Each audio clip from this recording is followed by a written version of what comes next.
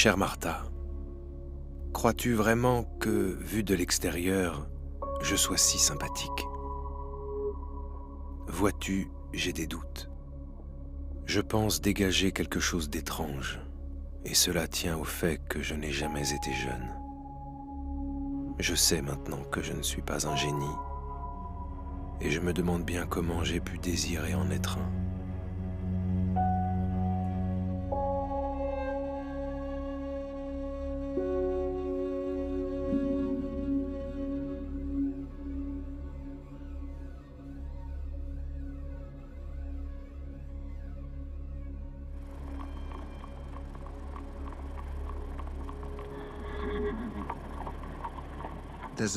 Dans un de ses souvenirs d'enfance, Freud marche avec son père dans les rues de Vienne. Arrive un antisémite qui fait tomber le chapeau de son père. Celui-ci ramasse tout simplement son chapeau et poursuit sa route. Sigmund Freud est très déçu que son père n'ait pas riposté. Au lieu de réagir, il accepte sans broncher. Freud est profondément convaincu que nous sommes le produit de notre histoire familiale personnelle. Tout est là. Ce que la psychanalyse met en évidence, c'est que nous sommes tous des outsiders.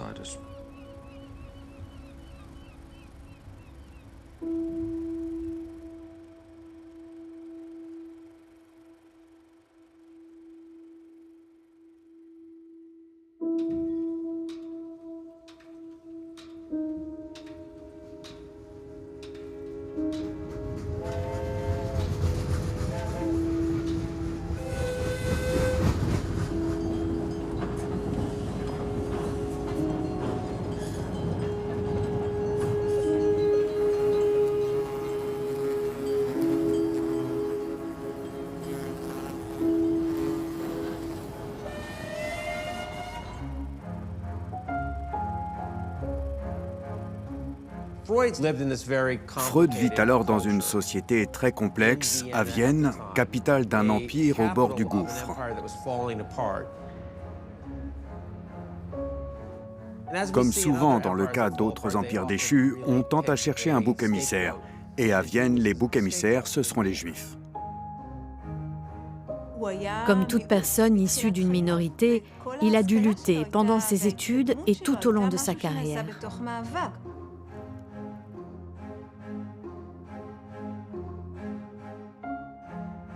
D'ailleurs, Freud a été empêché d'entrer à l'académie parce qu'il était juif.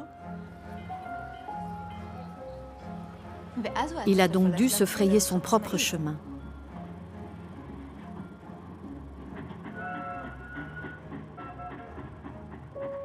Je trouve que voyager en 3e classe n'a rien d'agréable. Tu sais bien que j'ai toujours besoin d'air frais. Donc là aussi, j'ouvre une fenêtre pour me sentir bien.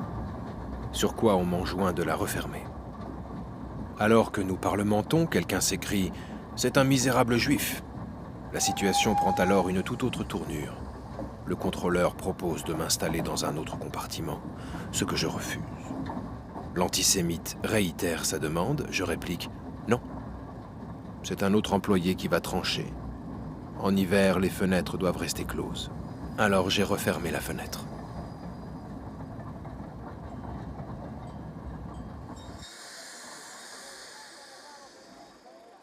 Il vit dans une société très hostile, où il est clair que les Juifs ne sont pas les bienvenus.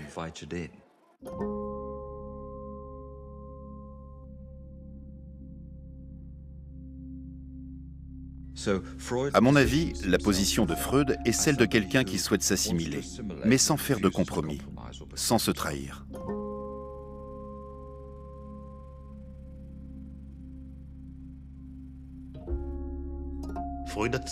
Le jeune Freud ne sait pas exactement ce qu'il fera plus tard.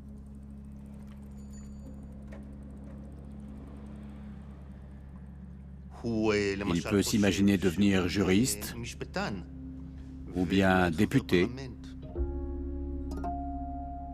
C'est un adolescent singulier, je dirais comme beaucoup d'adolescents à cet âge.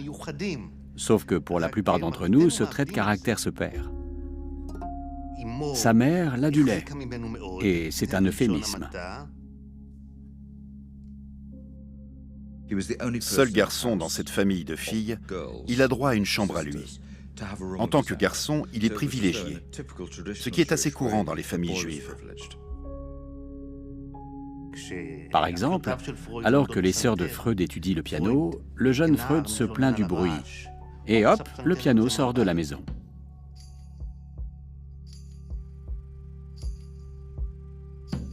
On sait peu de choses sur sa mère. Son père était négociant, et sa mère était tout simplement sa mère. Avant Freud, les mères étaient quasiment transparentes. Après Freud, elles sont devenues centrales.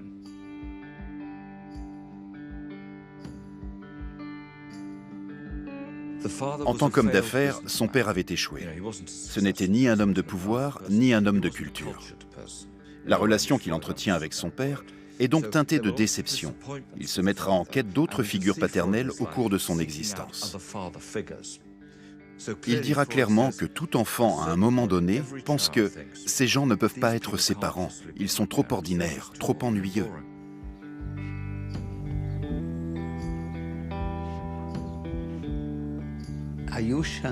Pendant des années, il a détesté son père pour une raison très simple. Ce père cumulait les échecs financiers.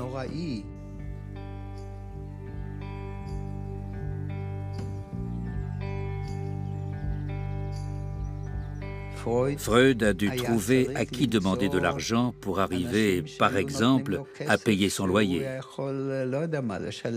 C'est quelque chose qu'il n'a jamais pu pardonner à son père. Il savait qu'il lui fallait quitter l'univers de son père pour tracer sa propre route. Le jeune Freud étudie la médecine. Il se spécialise en physiologie, anatomie et neurologie. Il se projette en scientifique, mais veut aussi gagner correctement sa vie et fonder une famille.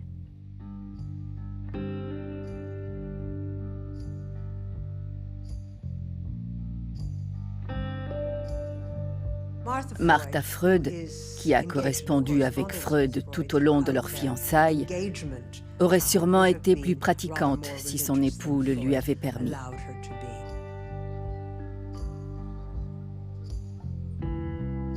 Avant leur mariage, il a bien spécifié qu'il n'avait pas l'intention de se plier aux dogmes religieux.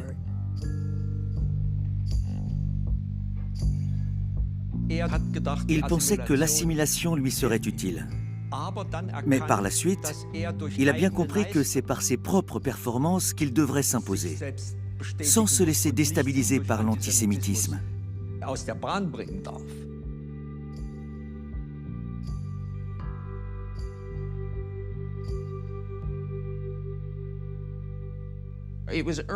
On commençait tout juste à utiliser la cocaïne. Et ce scientifique ambitieux voulait être parmi les premiers à l'expérimenter. Le problème, c'est qu'il s'est mis à en consommer lui-même. Il pensait que c'était sans danger, ça le galvanisait. Tu peux assez facilement te figurer mon appréhension mêlée de curiosité et de satisfaction. Gants blancs, cravate blanche et même une chemise neuve. Une séance chez le coiffeur pour ce qui me reste encore de cheveux. Un peu de cocaïne pour me délier la langue. Le peu de cocaïne que j'ai pris me rend loquace. Il prenait un peu de cocaïne, puis il s'essayait au poids et haltères. Il voulait savoir si la drogue pouvait le rendre plus fort.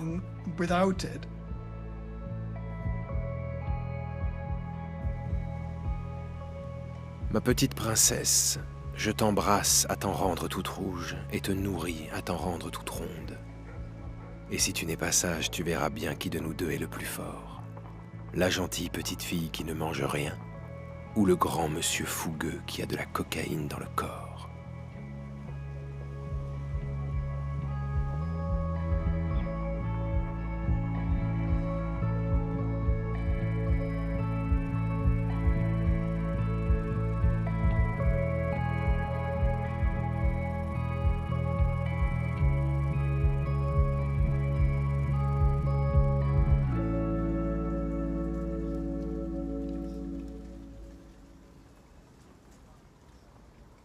Chère Martha, Karl Kohler est passé dimanche. Celui-là même qui a rendu célèbre la cocaïne. À propos d'une broutille, il a eu un différend avec un assistant. Et celui-ci l'a soudain traité de sale juif. Cela te donne une idée de l'atmosphère et de l'amertume dans lesquelles nous vivons.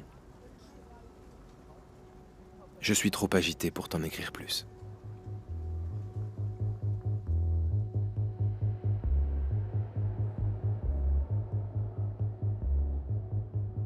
Bien entendu qu'appartenir à une minorité, c'est très souvent éprouver des stigmatisations, c'est rencontrer des violences, c'est passer par des passages obligés qui sont le plus souvent plutôt douloureux.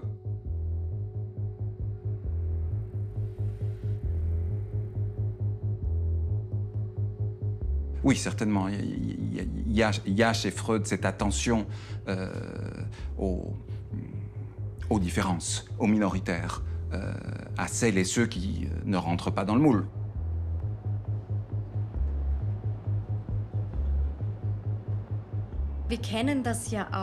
Nous faisons nous aussi cette expérience dans les milieux gays, lesbiens, queer et trans. Nous connaissons ce sentiment d'exclusion, d'appartenir à une minorité. Ça peut être très blessant, très offensant. Mais d'un autre côté, ça peut contribuer à vous donner la force d'être et de vivre autrement, de résister, de vous assumer comme vous êtes, de tenir bon.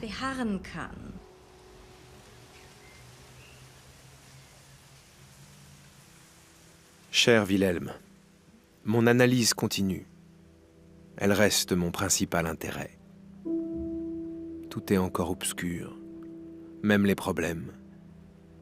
Mais il y a en même temps un sentiment confortable, celui de n'avoir qu'à puiser dans ses provisions pour en ramener chaque fois ce dont on a besoin. Le plus désagréable, ce sont les humeurs qui souvent vous masquent totalement la réalité. Même l'excitation sexuelle n'est plus utile à quelqu'un comme moi. Je continue malgré tout d'être joyeux. Crois-tu que lorsque les enfants parlent dans leur sommeil, cela relève de l'activité de rêver? Je ne vis que pour le travail intérieur. Je suis saisi et entraîné à travers toutes les époques dans une rapide liaison de pensées. Mes humeurs changent comme les paysages pour le voyageur d'un train.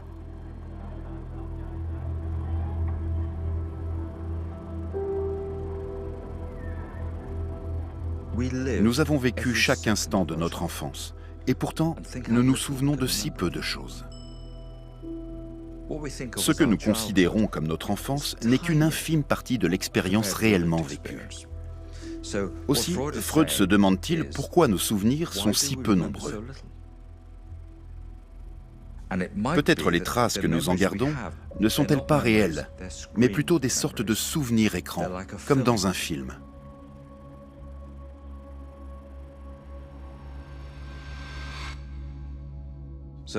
Et Freud nous propose une histoire très instructive quant à notre façon de vivre et d'être, ce que nous sommes, nos objectifs, nos désirs, nos limites.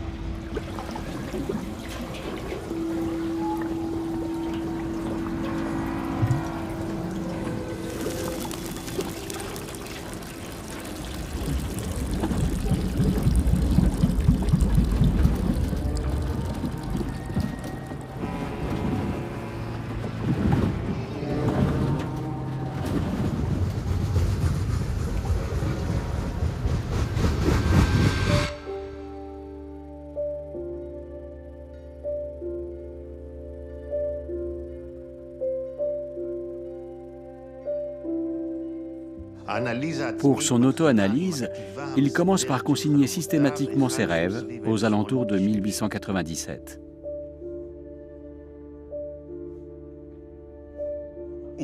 Il note ses rêves tous les jours.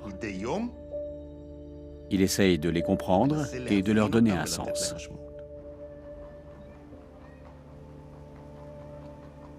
Cher Wilhelm, merci beaucoup pour tes paroles si chaleureuses. Je suis en général, à l'exception de mon point faible, l'angoisse du dénuement, trop raisonnable pour me plaindre. Oui, j'ai bel et bien déjà 44 ans. Je suis un vieil Israélite un peu minable, comme tu t'en convaincras cet été ou cet automne. Les miens ont quand même voulu célébrer ce jour. Nos filles, Mathilde, Sophie, ont attrapé la grippe. Les garçons, Ernst, Martin, Oliver, tiennent bon. Samedi, je commence la leçon sur le rêve.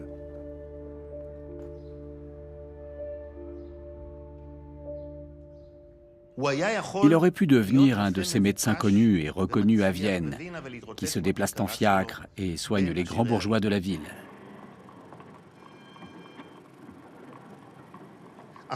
Mais dès qu'il se met à travailler à son livre, l'interprétation du rêve, s'enclenche un processus qui va lui ouvrir les portes d'un monde de concepts ne relevant pas du tout du domaine de la médecine, mais plutôt de l'écriture, de la poésie. La découverte de l'inconscient a été un moment clé dans la vie de Freud. D'une part, l'inconscient représente un mode de pensée radicalement différent. D'autre part, l'inconscient recèle tous nos désirs interdits.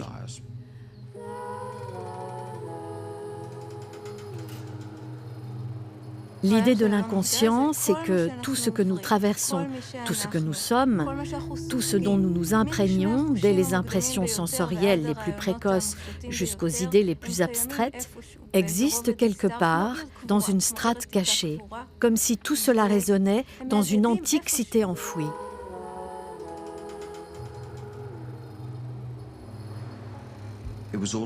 Tout est axé sur l'écoute. Il entend ce que disent les gens, mais aussi ce qu'ils ne veulent pas dire.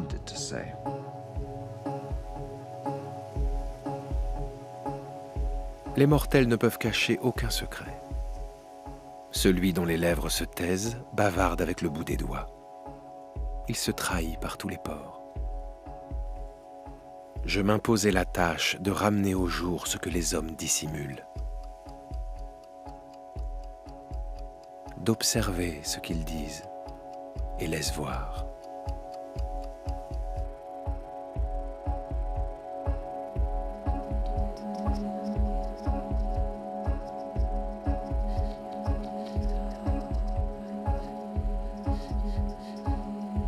Pour Freud, l'inconscient ignore la contradiction. Dans l'inconscient, je peux être un homme ou une femme. Je peux être ici ou ne pas y être. C'est très curieux.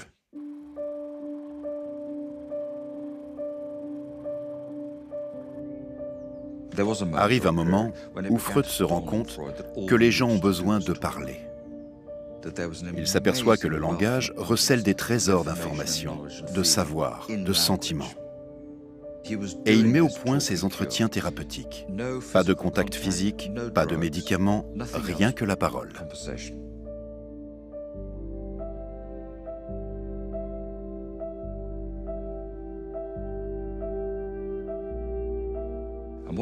Il comprend alors que si vous laissez les gens parler librement, si vous les encouragez à dire tout ce qui leur passe par la tête, ils vont peu à peu raconter leur histoire personnelle et la reconstruire. Ces histoires sont souvent la clé, parfois même la solution, le remède à leur souffrance.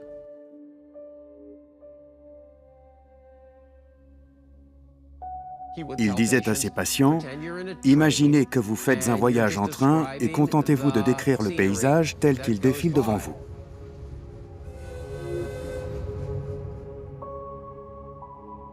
Il s'agit de vous. Dites-moi ce que vous voyez.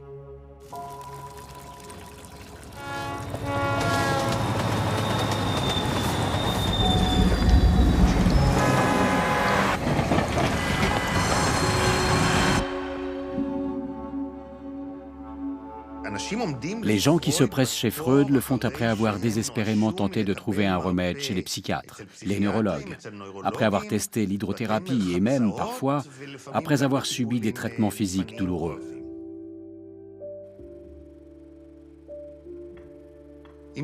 Des gens en grande souffrance. Je ne connais rien de pire.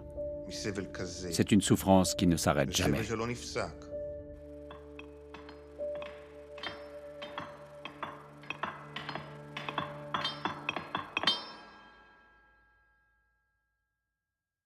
Cher Wilhelm, mon auto-analyse est en fait la chose la plus essentielle que j'ai en ce moment, et elle promet d'acquérir pour moi une très grande valeur si elle arrive à son terme. Depuis, je suis allé beaucoup plus loin, mais je n'ai pas encore atteint un véritable point d'arrêt. La communication de la partie inachevée est si étendue et si pénible que j'espère que tu m'en dispenseras et que tu te contenteras de prendre connaissance des éléments qui sont sûrs. Ce n'est vraiment pas facile. Être vraiment honnête avec soi-même est un bon exercice. Il m'est venu une seule pensée ayant une valeur générale. Chez moi aussi, j'ai trouvé le sentiment amoureux pour la mère et la jalousie envers le père, et je les considère maintenant comme un événement général de la prime enfance.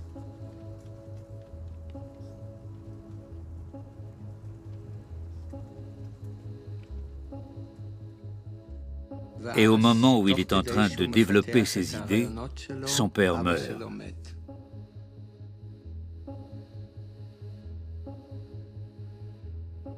Freud a été extrêmement surpris par la puissance de sa réaction à la mort de son père. Dans sa correspondance, il écrit qu'il est étonné d'en être aussi affecté et qu'il commence alors à comprendre que rien dans la vie d'un homme n'est plus important que la mort de son père.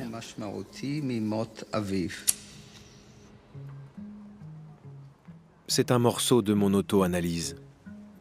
Ma réaction à la mort de mon père, l'événement le plus important, la perte la plus déchirante d'une vie d'homme. La mort du vieux m'a beaucoup affecté. Je l'ai beaucoup estimé, l'ai très bien compris, et il a eu une part considérable dans ma vie. J'ai maintenant le sentiment d'être vraiment sans racines. Une des choses qui, moi, me touche le plus, c'est qu'il ait commencé sa collection, qu'il soit devenu un véritable collectionneur d'antiquités.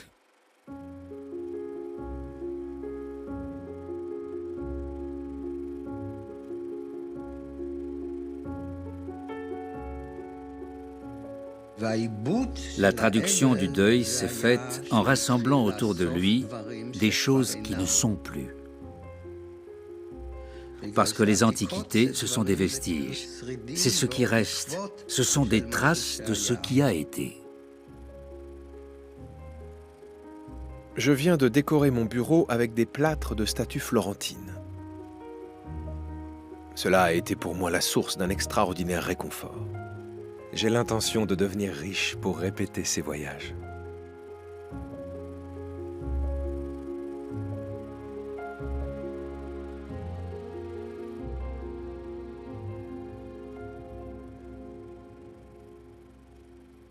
Il essayait de réunir ce qu'il avait perdu.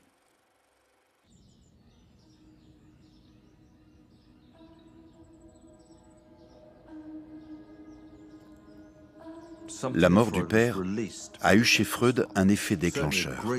Elle a clairement libéré sa créativité. À la mort de son père, Freud devient Freud, le Freud que nous connaissons.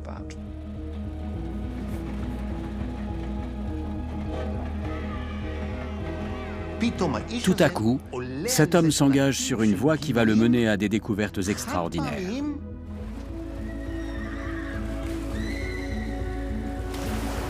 L'interprétation du rêve est, à mon avis, un de ces instants-là. C'est un livre qui a été écrit, oui, comme dans un rêve.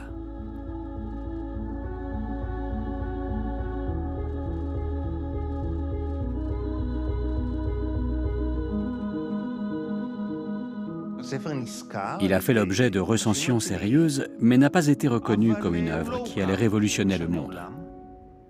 Ça l'a déçu. Il m'a toujours semblé qu'il y avait chez moi, dans mes paroles, mes idées, quelque chose d'étrange qui rebutait les gens. Ce qui est certain, c'est que cela m'a beaucoup fait souffrir. Mes pires traits de caractère, mon côté sarcastique notamment, y prenaient la même part que les bons, comme le courage de dire la vérité, par exemple.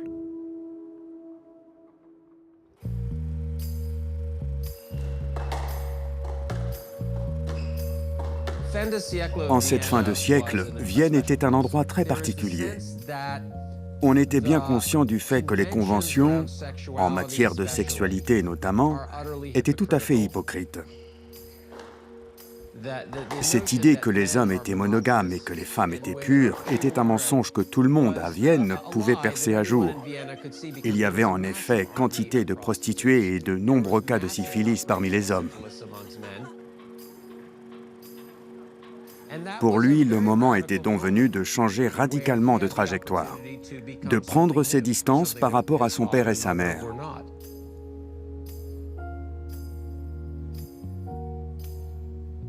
Freud pensait que la bisexualité faisait partie de la nature humaine, que tout le monde était bisexuel. C'est tout le monde qui est pervers polymorphe.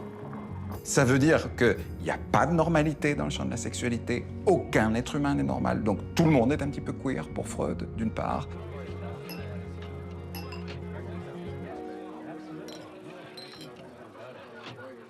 Polymorphe, ça veut dire que ça peut vraiment prendre tous les visages, tous les aspects, toutes les variétés. Il y a des variations du champ de la sexualité pour Freud. Freud avait compris que les symptômes avaient une composante sexuelle. Soit les gens avaient subi des abus dans leur enfance, soit ils souffraient de désirs perturbants. Quoi qu'il en soit, en racontant tout ce qui leur venait à l'esprit, ces patients parlaient forcément d'agression et de sexualité. Son livre sur la sexualité était court, impressionnant et c'est très bien vendu.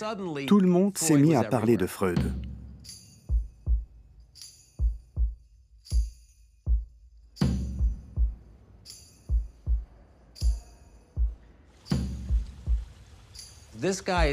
Voilà quelqu'un qui osait prétendre que les enfants avaient des désirs sexuels. Plus encore, ils auraient un côté animal et des penchants pervers. Ça, c'est vraiment radical. Aujourd'hui, aux États-Unis, un livre pareil pourrait vous attirer de gros ennuis. Tous les mouvements radicaux se sont focalisés sur Freud en disant « c'est notre homme ».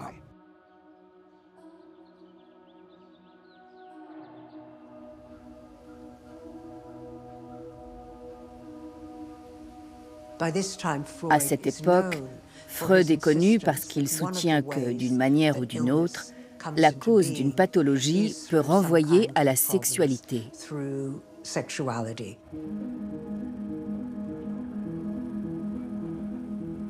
La princesse Marie est l'arrière-petite-nièce de Napoléon Bonaparte et elle est aussi très riche. Elle souffre en outre de problèmes sexuels. Ayant elle-même posé le diagnostic d'un problème physique dont l'origine pourrait être psychique, elle va consulter Freud.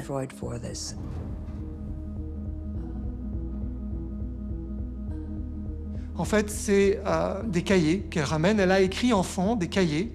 Il s'agit à la fois de dessins, mais aussi de petites histoires. Et Freud, très rapidement, va lui faire une interprétation et lui dire qu'elle a assisté très jeune à des ébats sexuels entre sa nounou, sa nourrice, et quelqu'un d'autre. Il diagnostiquera chez elle une confrontation précoce à la sexualité, expérience qui va altérer sa perception de l'activité sexuelle.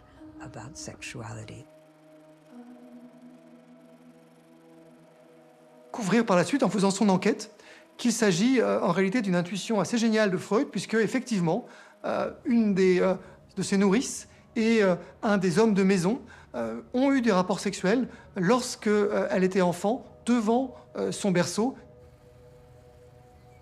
Profondément touché Marie Bonaparte, qui va y voir le génie clinique de Freud et qui va du coup développer une grande confiance avec lui à ce moment-là.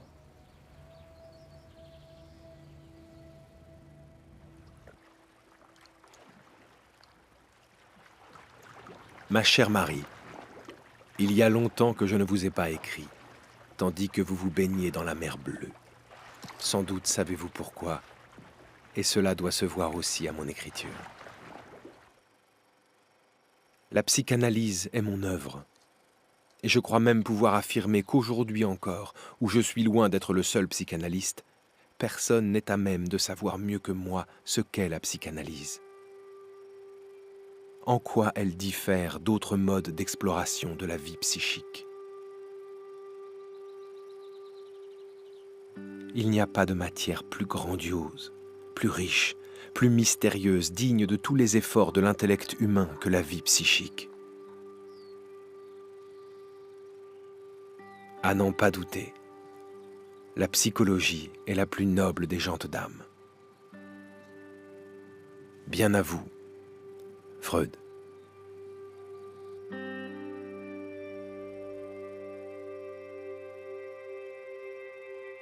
De toutes parts, les témoignages indiquent que ce qu'on appellera la thérapie freudienne a trouvé son public. C'est une marque de fabrique, un peu comme les cornflakes ou le Kentucky Fried Chicken. C'est un goût qui plaît. Or, ces choses psychanalytiques ne sont compréhensibles que si elles sont relativement complètes et détaillées. Tout comme l'analyse elle-même ne marche que si le patient descend des abstractions substitutives jusqu'aux plus petits détails.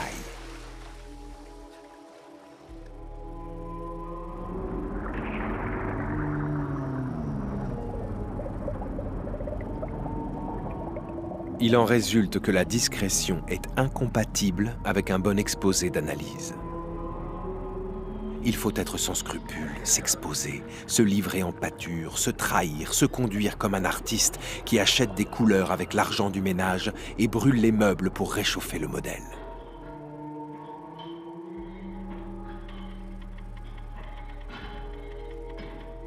Sans quelqu'une de ces actions criminelles, on ne peut rien accomplir correctement.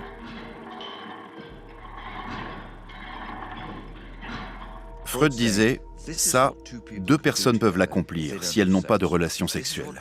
Elles le peuvent si l'une est en souffrance et si l'autre semble comprendre quelque chose à la condition humaine. » Il a inventé une nouvelle discipline, un nouveau type de traitement, une nouvelle approche de la médecine, un nouveau type de relation.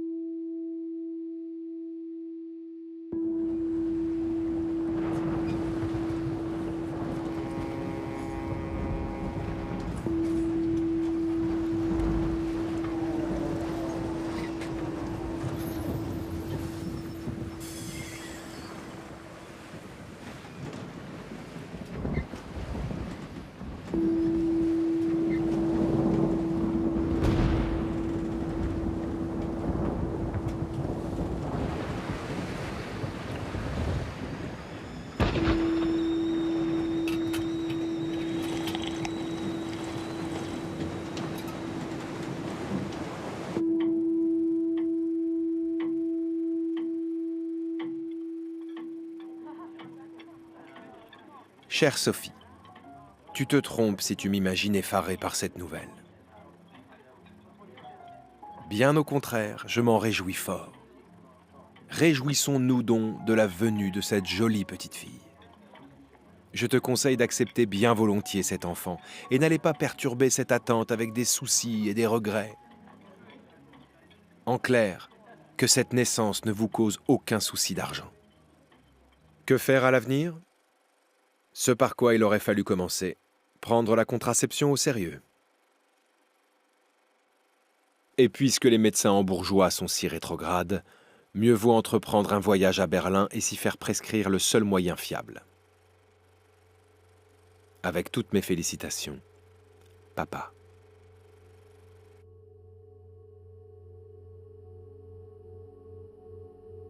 Sophie est la 5e des 6 enfants de Freud. Elle est née dans la Berggasse.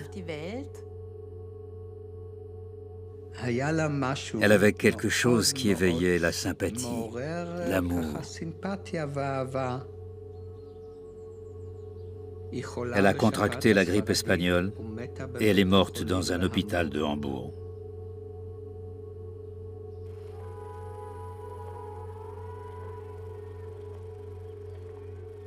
Au début, la psychanalyse supposait que l'amour était l'important. Aujourd'hui, nous savons que la mort est tout aussi importante. La mort est la compagne de l'amour.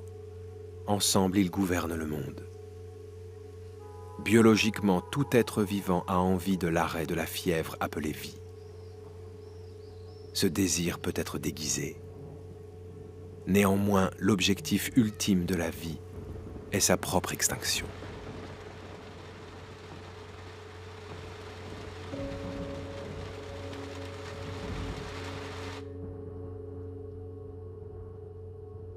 À sa mort, Sophie laisse 2 enfants. Dans ses lettres, Freud en parle avec une infinie tristesse. C'est peut-être la plus grande douleur de la vie d'un homme, perdre un enfant. Il l'évoque dans ses lettres, il en parle à ses patients. Notre très chère Sophie, si lumineuse, est morte hier matin. Cela nous a été annoncé ce midi. Elle est la première de nos enfants à qui nous devrons survivre. La brutalité sans voile des temps s'abat sur nous. Elle sera incinérée demain. Pauvre enfant, elle était solaire. En 1923, on lui diagnostique un cancer et son petit-fils Heinz, surnommé Heinerle, meurt.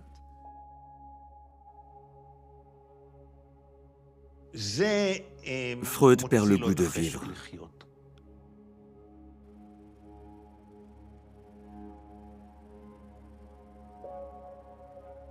Heinerle, le plus jeune fils de Sophie, était aussi un délicieux petit bonhomme. Je savais bien que je n'avais jamais autant aimé quiconque, et sûrement pas un enfant. Je supporte très mal cette perte.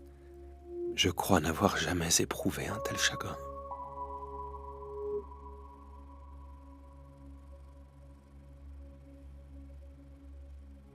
Il écrit que pendant toute cette période, il est déprimé et qu'il s'anesthésie grâce à l'écriture, l'écriture, l'écriture.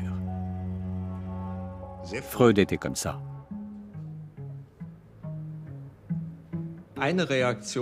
Freud réagit en se lançant dans la rédaction d'un testament. Puis il se met à écrire des avis de décès, pour lui, pour sa mère.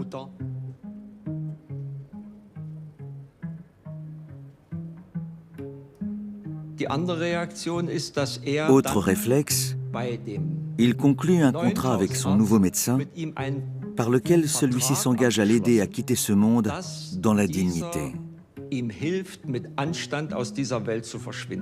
C'est-à-dire que si Freud pense que rien ne va plus, que vivre n'est plus qu'une torture, le médecin l'aidera à mourir en pratiquant une injection. Un suicide assisté, en somme. C'était illégal, bien sûr. En matière de guérison, Freud n'était guère optimiste. Il était très habile à identifier les problèmes. Quant à les guérir, il va finalement rédiger un article, l'analyse finie et l'analyse infinie. Infinie parce qu'il fait peut-être partie de la nature humaine d'être constamment en conflit. Parce qu'il s'agit de gérer les conflits plus que de les faire disparaître, et de comprendre leurs conséquences plutôt que de les nier. Freud s'intéresse particulièrement à l'ambivalence des gens quand il s'agit de se faire aider. Au fil du temps, Freud s'apercevra que le patient vient certes pour se faire soigner, mais qu'inconsciemment, il ne veut pas guérir. Freud va bientôt se rendre compte que le patient fait de la résistance. Il appelle à l'aide tout en refusant de se faire aider.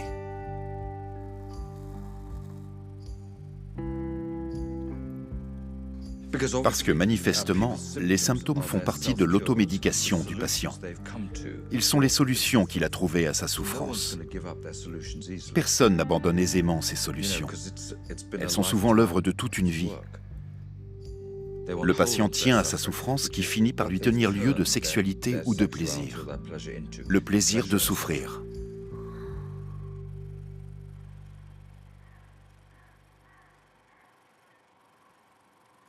Cher ami, grand merci pour vos bonnes paroles à l'occasion de la mort de ma mère. Cet événement considérable a eu sur moi un effet curieux. Aucune douleur, aucun deuil, ce qui s'explique probablement par les circonstances, le grand âge, la compassion pour sa détresse. En même temps aussi un sentiment de libération, de délivrance que je crois comprendre, puisque je n'avais pas le droit de mourir tant qu'elle était en vie, et maintenant j'en ai le droit.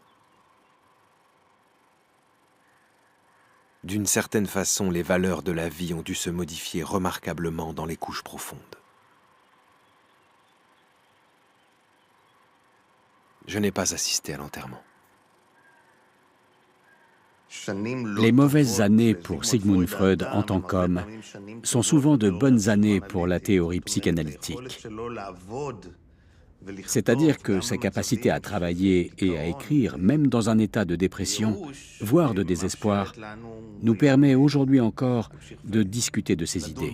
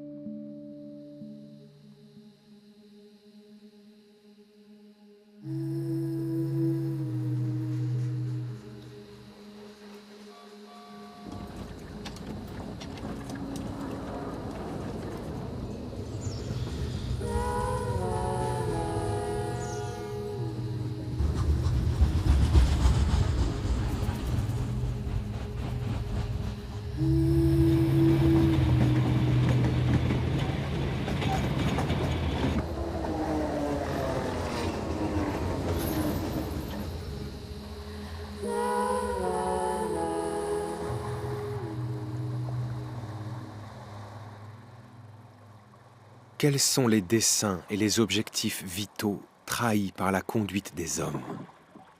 Que demandent-ils à la vie? Et à quoi tendent-ils? Ils tendent au bonheur.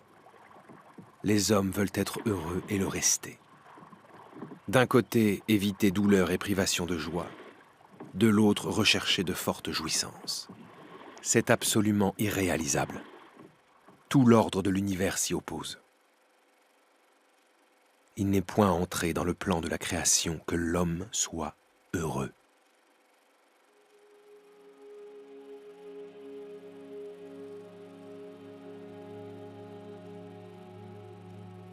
En 1938, un psychanalyste français vient voir Freud à Vienne. Il y a des croix gammées partout, les nazis sont en train de prendre le pouvoir. Le visiteur demande à Freud « Alors, cet ennemi ?» Et Freud répond « Quel ennemi ?» Mais les nazis. Ce à quoi Freud réplique « Allons donc, l'ennemi c'est l'Église catholique. » En d'autres termes, Freud, ce champion de la pensée réaliste, était manifestement dans le déni quant à la réalité politique dans laquelle il vivait. Nous savons bien sûr qu'il avait totalement tort.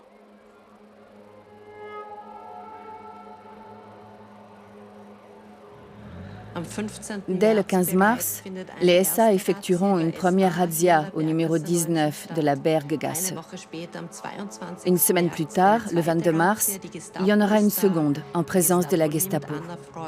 Anna Freud est arrêtée et emmenée au siège de la Gestapo. Freud ne sait pas si elle va revenir.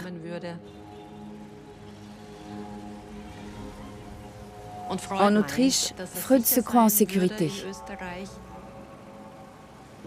Jusqu'au bout, il refusera d'entendre qu'il vaudrait mieux quitter le pays.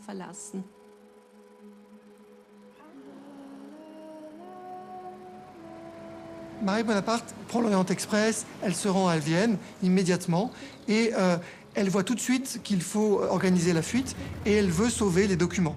Et Freud, lui, veut se débarrasser des documents, il veut les brûler, il veut les déchirer.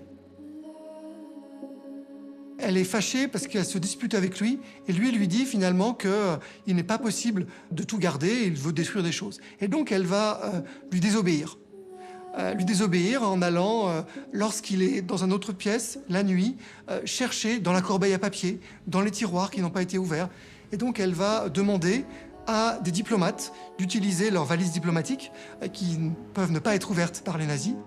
Et donc cette fuite va être organisée de manière structurée pour permettre à quasiment l'ensemble des antiquités de Freud. Et elle va donc s'arranger pour permettre à Freud de fuir, à sa famille de voyager depuis Vienne jusqu'à Londres.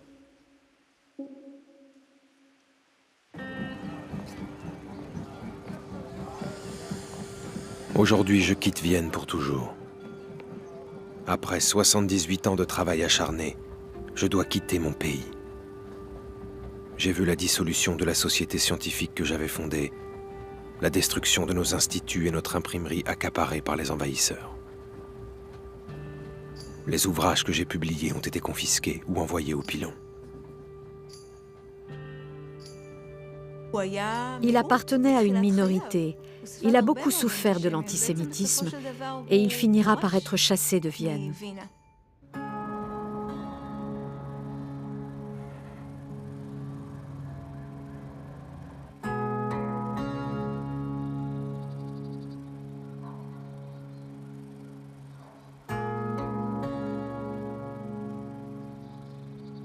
Nous voici chez nous.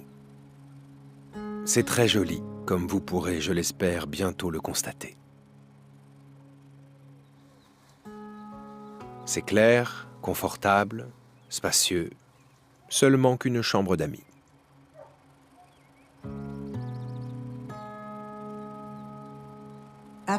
Freud a développé un cancer ayant nécessité de nombreuses opérations qui ont lourdement handicapé son élocution. Anna deviendra sa voix et elle sera l'une des grandes avocates de la psychanalyse de l'enfant. En 1938, la Grande-Bretagne voit arriver les premiers réfugiés. C'est ici que Freud a vécu jusqu'à sa mort, avec Anna et le reste de sa famille.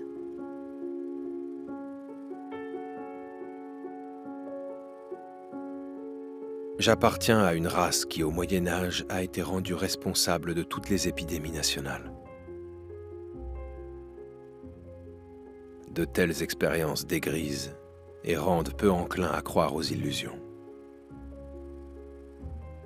De plus, j'ai véritablement utilisé une grande part du travail de ma vie à détruire les illusions. Mais si celle-ci ne devait se réaliser, ne serait-ce qu'approximativement. Si nous n'apprenons pas au cours de l'évolution à détourner notre pulsion à détruire notre prochain, si nous continuons à nous haïr pour de petits différends et à nous entretuer pour de maigres bénéfices, si nous n'avons de cesse d'utiliser les grands progrès dans la maîtrise des forces de la nature pour nous entre-détruire, alors quel avenir nous attend ?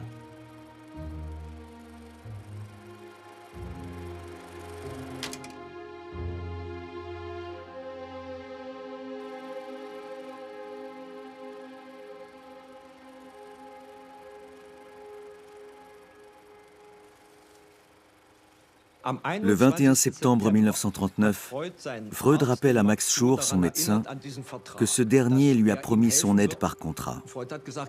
Il lui dit que sa vie n'est plus qu'une torture.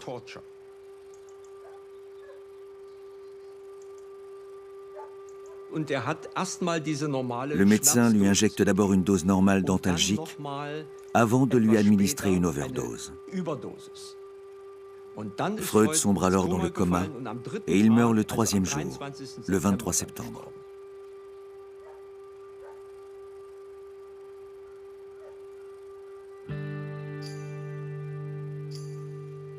Nous ne pouvons pas imaginer un monde sans Freud.